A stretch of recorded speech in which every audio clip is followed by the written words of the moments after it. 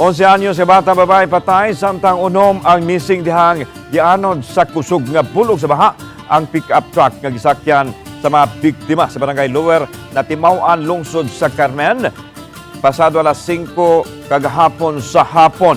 Ano ang report?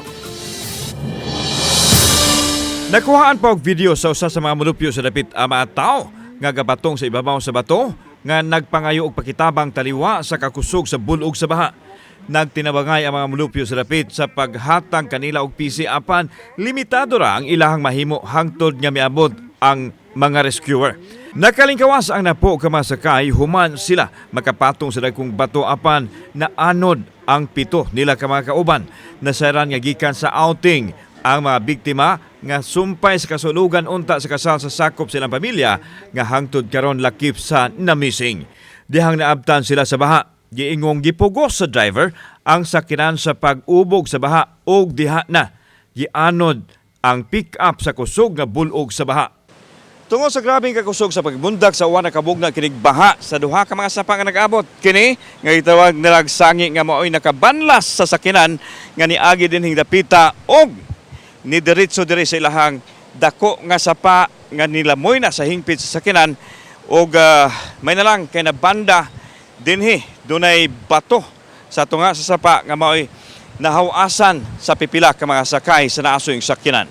Pagsinggit nilag mga igtabang pagtan-aw ko sakyanan naghasar din ha nidagan ko niamba ko sa amuan nangay kog tabang nakakita jud ko sa lalaki nga nangay pagid siya tabang ya nagadto naman nagkalukutay na siya ngadto ang katong mga babae nga diha sa sud pagkapaod sa ilang sakyanan namalhin sila sa kanang back nasudlan na magtubig. Gipahigayon dayon ang halapad nga rescue operation sa Carmen Municipal Disaster Risk Reduction and Management Office sa mga waterways apan pakya silang nabangalan ang mga missing persons.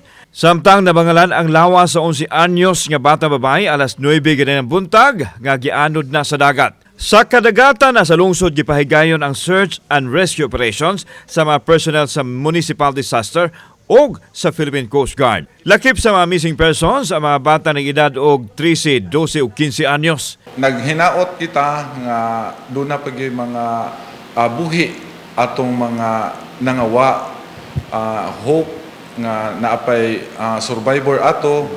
Samtang pinaagi sa mga off-road vehicles, maoy nagtinabangay pagbira sa pick-up gikan sa sapa. Dayag kaayo ang pagkaguba sa pick-up tungod sa kakusog sa bulog sa baha ug ang pagkabangga-bangga nini sa dagkong mga bato. Tungod sa hitabo, magbutang og signages ang lungsod sa Carmen sa dapit aron mapasidan-an ang katawhan sa kakuyaw sa dapit. Nga dili gyud mo kumpiyansa sa panahon sa kusog nga ulan magbabinantayon unya og kanang sing atong mga driver aron di na gyud mausab ang mga hitabo karon. Sabot gay nato nga taas na gyud ang tubig ug makita na gyud nato kay matan-awan ta man na nga nitubo na ang tubig dili na lang gyud tamo ang Wa na magpa-interview pa ang pamilya ug ang mga survivors sa trahedya. Gipaubos na usab sila sa psychosocial intervention sa Municipal Social Development Welfare Office. Kauban si Clifford Lumayag ug Rod Prado, ako si Alan Domingo. Balitang Bisdak.